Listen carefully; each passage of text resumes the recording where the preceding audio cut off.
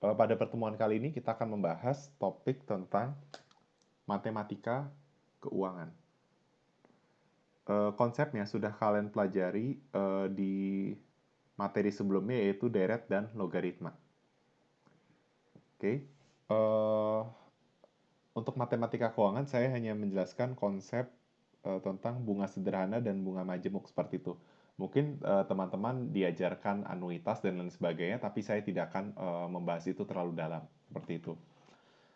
Seperti yang sudah kalian ketahui, dalam konsep keuangan untuk bunga itu dibagi menjadi dua pada umumnya, yaitu adalah bunga sederhana dengan bunga majemuk.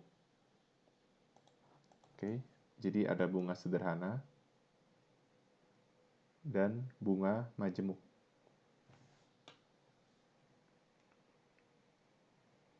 Konsep dari bunga sederhana adalah pada dasarnya dia melipat gandakan uangnya itu dari nilai mula-mula seperti itu. Jadi dia kalau di bunga majemuk itu di tiap periode waktu itu dilipat gandakan. Kalau kita ilustrasikan bunga sederhana tuh ya misalnya seperti garis ini. Nah, dia itu eh, pembungaannya tuh diambil dari titik mula-mula. Seperti itu. Kalau bunga majemuk misalnya ini T sama dengan 0, T sama dengan 1. Nah, ketika ini dari T0 ke T1 itu uangnya bertambah karena ada bunga, maka di T sama dengan 2, dia akan mendapatkan bunga dari nilai di T sama dengan 1. Seperti itu. Jadi di tiap periode itu terjadi pembungaan. Tapi di bunga tunggal itu selalu dari titik awal. Seperti itu. Sehingga bunga sederhana itu sebenarnya konsepnya seperti deret deret deret aritmatika ya atau deret ukur. Jadi kalau kita mau buat rumusnya itu M sama dengan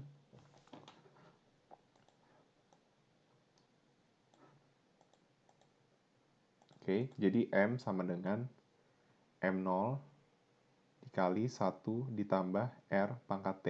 Teman-teman mungkin pakai istilah yang lain ya untuk lambang-lambangnya, tapi saya pakai lambang seperti ini maksudnya adalah jadi saya kasih keterangan aja ya. R itu bicara tentang suku bunga, T itu bicara tentang periode menabungnya atau waktu, lalu M0 itu bicara tentang uang mula-mula ya. Uang mula-mula. Jadi misalnya kalau kita nabung di bank sebanyak 500.000 mula-mula, maka 500.000 sebagai M0. Bisa kita sebut juga sebagai present value.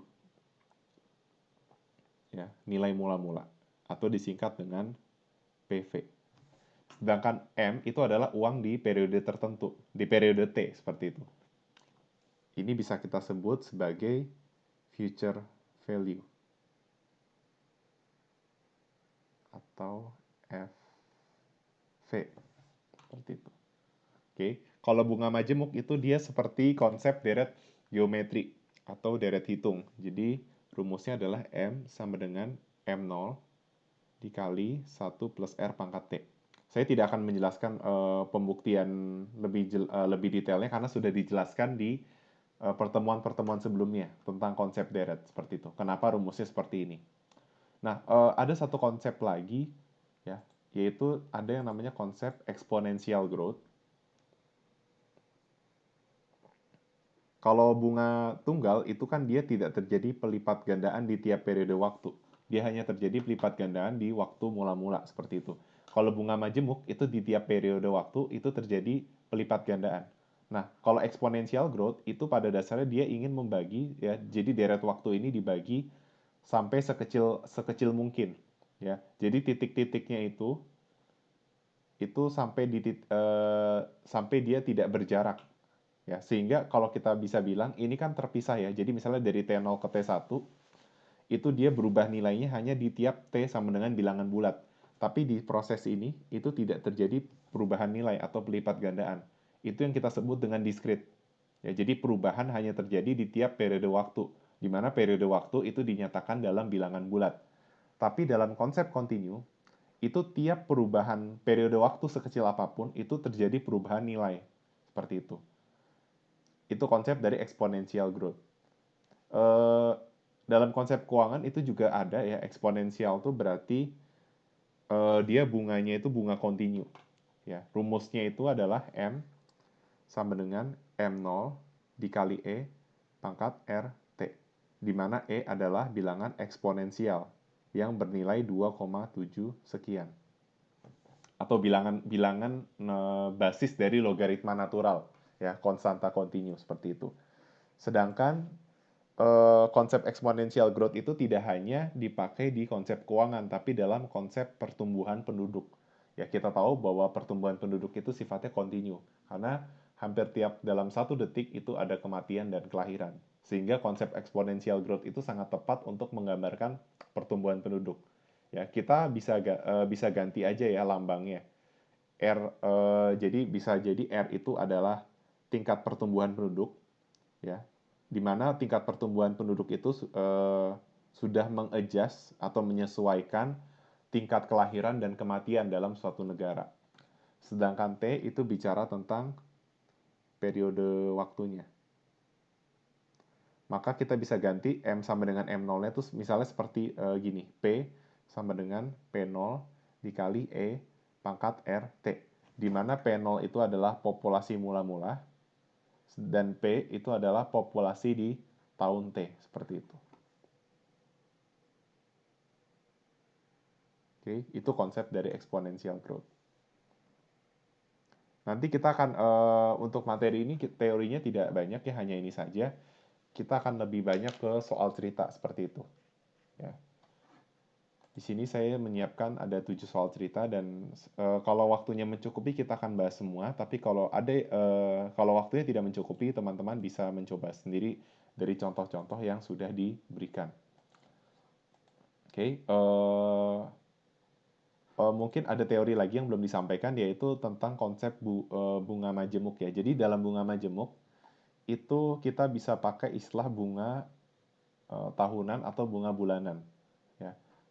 Eh, jadi ada pembeda ya. Jadi misalnya ada kata J12. Ini tuh ada artinya ya. Jadi J, I, misalnya J, terus di sini adalah I itu adalah angka ya.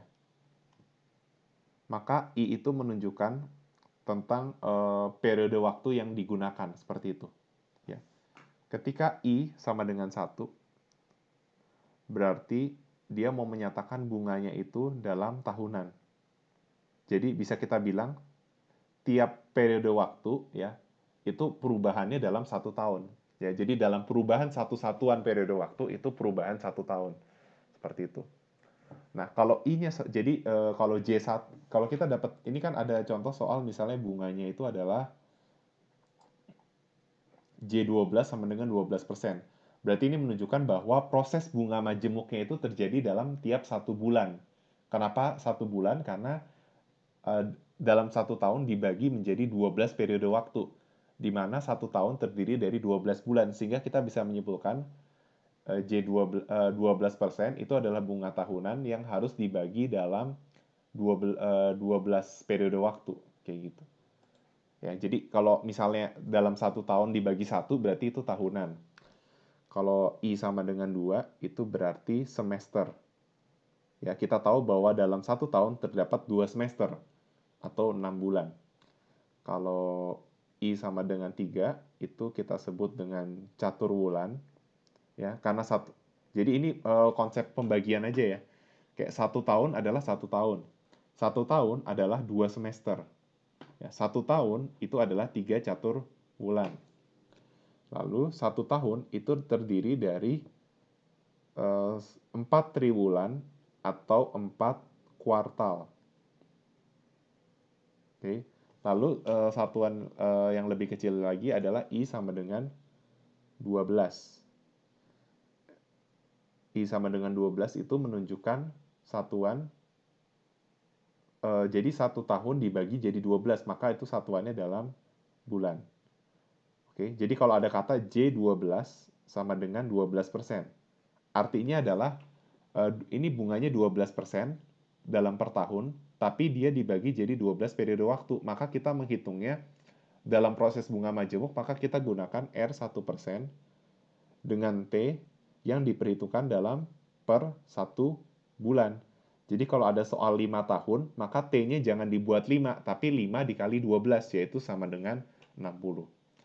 I yang paling kecil itu adalah 365, yaitu 1 tahun dibagi menjadi 365 periode waktu, dengan satuan hari.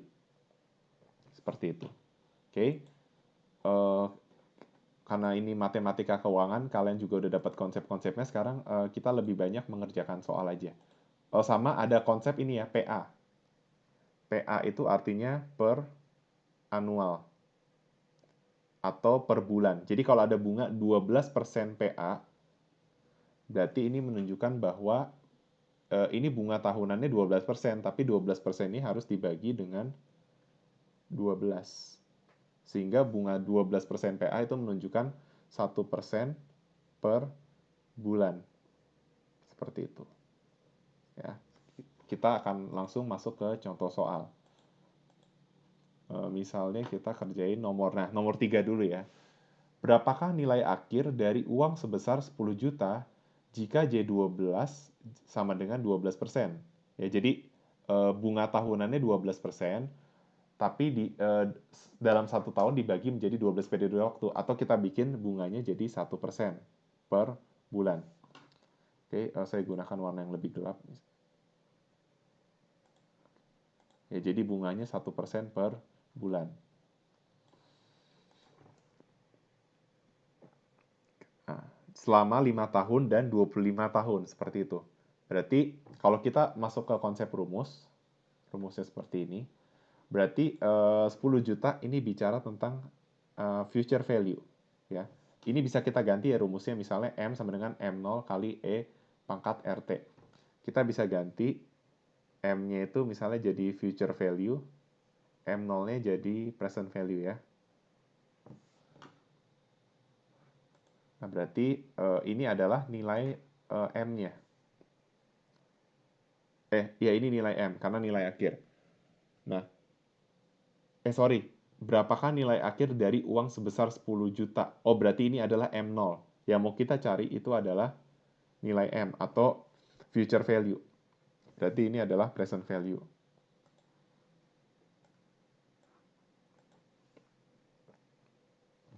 Ya. Kalau kita punya rumus seperti itu, ya misalnya, saya coba tuliskan lagi. Misalnya, future value adalah present value dikali 1 plus R pangkat T. Maka kita mendapatkan kesimpulan ya, rumus dari ini untuk kasus-kasus lain ya. Jadi kalau misalnya kita mau mencari present value, berarti tinggal kita, ini mengulang aja ya dari yang udah diajarkan. Jadi present value sama dengan, kalau kalian bingung sama aturan matematik bisa pakai pemisalan. Misalnya ini 6, 3, 2. Berarti jika 6 sama dengan 3 kali 2, maka 3 adalah 6 dibagi 2. Seperti itu. Atau bisa kita bikin present value sama dengan future value dikali 1 plus R pangkat min T. Seperti itu. Dan nanti kita juga bisa cari nilai T dan R. Ya. Misalnya kalau mau mencari nilai R, berarti kan 1 plus R pangkat T itu sama dengan, jadi ini dapat rumus ini ya. Nah, kalau rumus ini berarti kan 6 sama dengan 3 kali 2, berarti 2 adalah 6 per 3. Berarti 1 plus R pangkat T adalah future value dibagi present value. Berarti ini, karena ini pangkat T, berarti kita harus sisi kiri kita pangkat seperti, sisi kanan kita pangkat 1 per T. Seperti itu. Nah, sedangkan ini 1 plus R, berarti R adalah future value dibagi present value 1 per T dikurang 1, seperti itu. Ya, jadi ini hanya menurunkan rumus. Terus kalau kita mau mencari nilai T, berarti pakai konsep logaritma. Ya. Kan 1 plus R pangkat T sama dengan future value bagi present value. Nah, ingat konsep 2 pangkat 3 sama dengan 8, 2 log 8 sama dengan 3. Berarti ini jadi 1 plus R logaritma dari ini. future value bagi present value. Atau bisa kita tulis menjadi logaritma 1 plus R future value dibagi present value. Itu adalah periode waktunya, seperti itu. Nah, ini kasusnya masih mencari future value, berarti kan berarti kita kerjain dulu yang A ya, kasus 5 tahun. Berarti future value adalah present value-nya 10 juta, lalu dikali 1 ditambah 0,01. Nah, kalau 5 tahun berarti T-nya adalah 60. Ya, karena dalam 5 tahun ada 60 bulan. Sedangkan kalau 25 tahun itu berarti T sama dengan 25 kali 12, yaitu 300. Berarti 10 juta kali 1 plus 0,01 pangkat 60, seperti itu. Sedangkan kalau 25 tahun, itu berarti future value sama dengan 10 juta dikali 1 plus 0,01 pangkat 300, seperti itu. 966,67, seperti itu.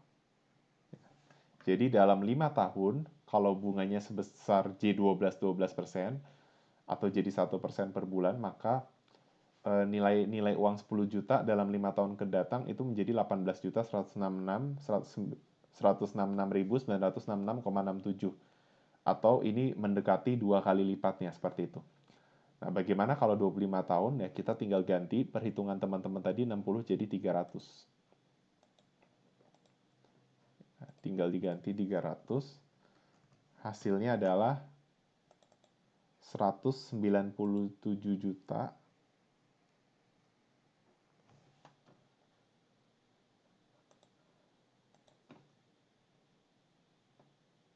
884.663. Ini kalau dibulatkan ya. Oke, kita bisa lihat ternyata dalam 25 tahun uangnya itu menjadi berapa kali lipatnya nih? Hampir 20 kali lipatnya, seperti itu. Ya. Ini dengan asumsi dia uang mula-mulanya ini kita asumsikan banknya tidak ada biaya administrasi gitu ya. Dan uangnya benar-benar 10 juta, seperti itu. Uang mula-mulanya benar-benar 10 juta ya. Jadi bisa kita simpulkan ya, ternyata dengan menabung tuh cukup besar ya sebenarnya. Cuma ya kita juga mesti ingat ada konsep inflasi dan lain sebagainya. Jadi uang segini di 25 tahun mendatang ya tidak akan bernilai seperti ini gitu. Ya.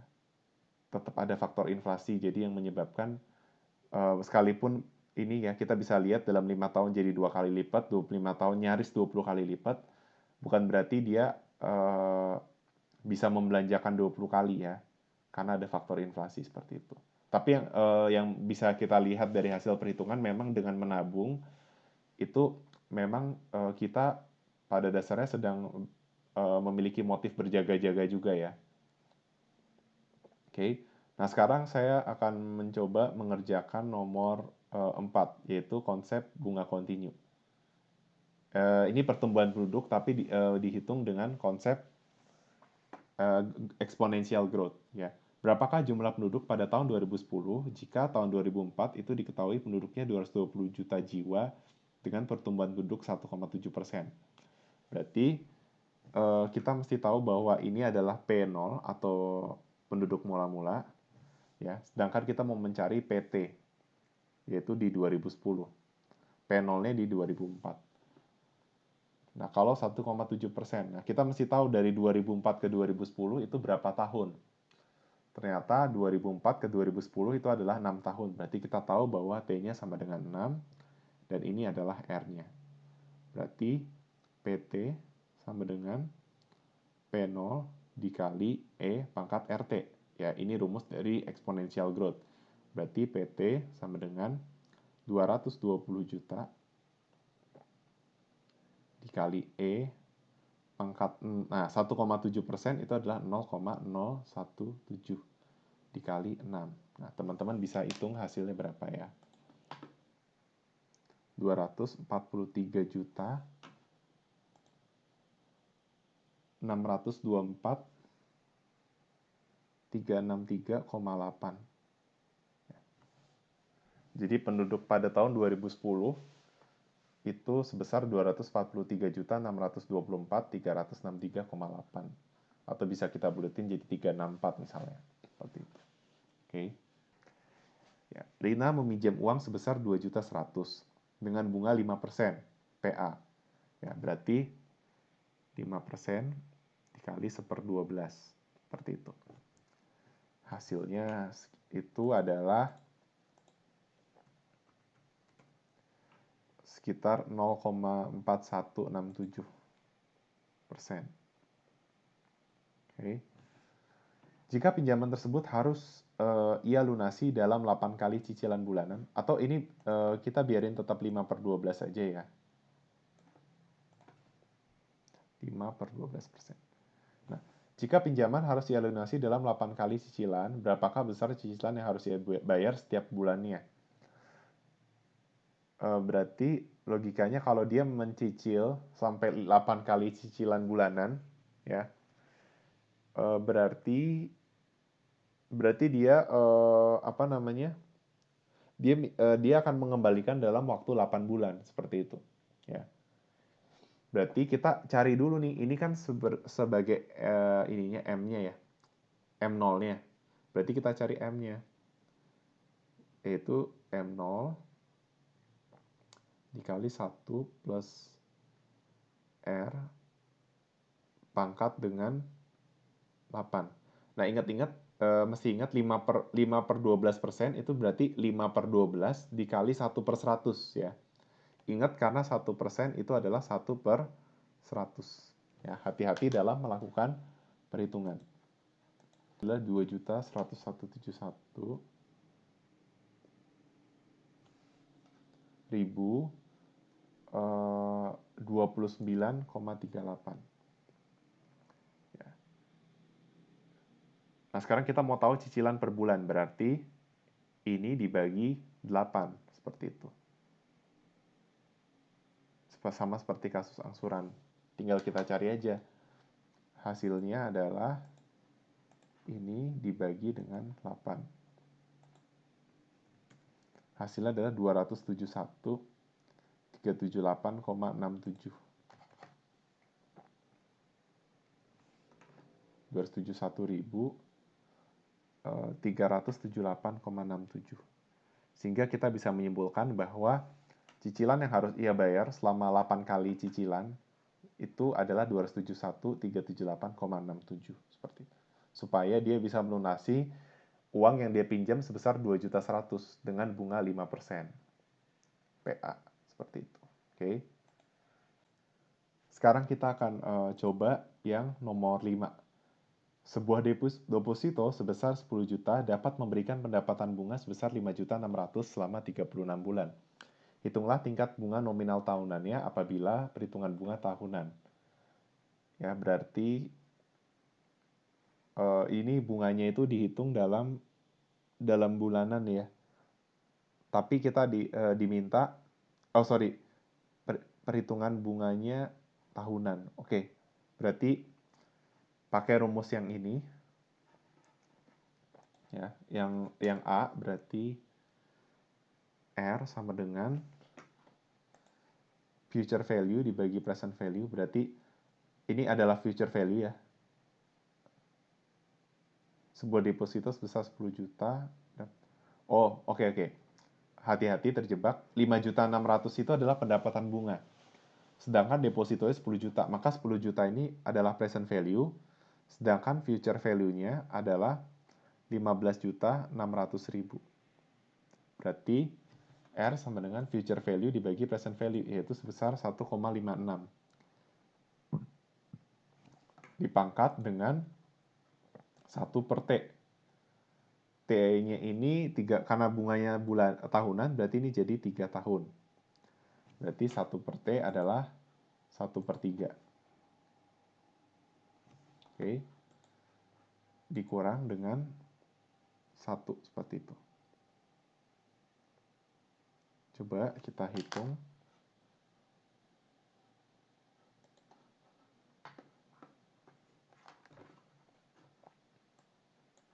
1,56 pangkat 1 per 3 kurang 1. Hasilnya adalah 0,115978. Atau bisa kita bulatkan jadi 15,98%. Jadi ini adalah bunga per tahun, yaitu sebesar 15,98%.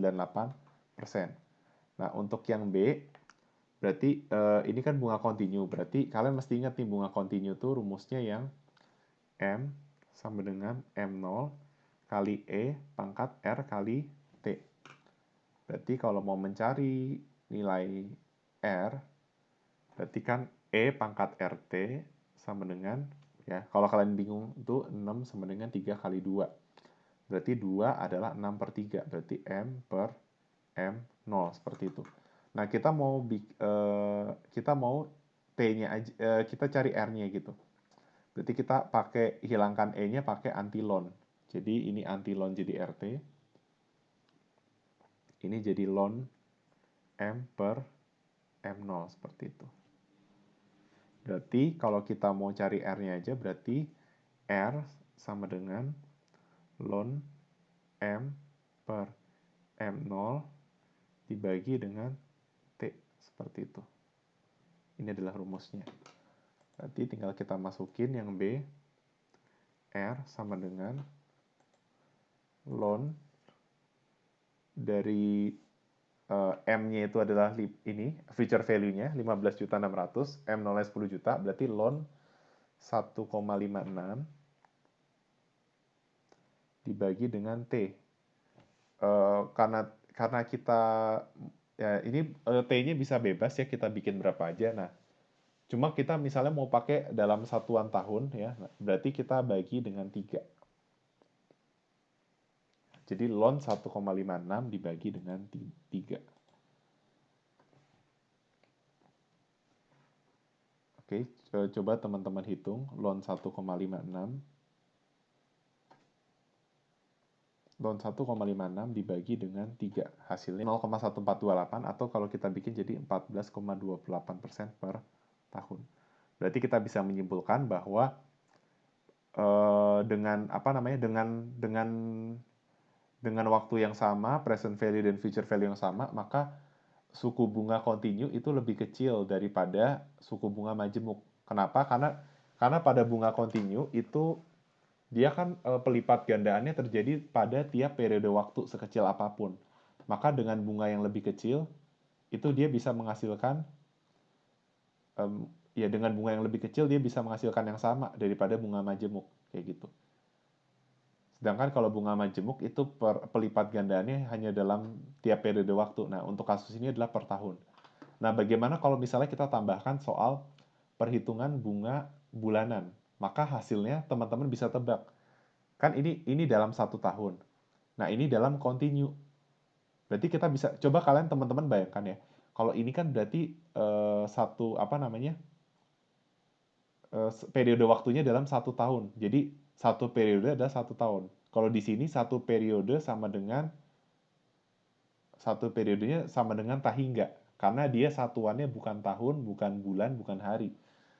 Tapi sampai per 1000 detik atau per sekian detik lah ya. Pembaginya sangat banyak. Jadi ini bisa kita bilang nih tahingga. Nah, kalau misalnya kita bilang perhitungan bunga bulanan, berarti kan tahunan tuh 1, continue tuh tahingga. Berarti bulanan tuh kan 12 ya. 1 tahun adalah 12 bulan.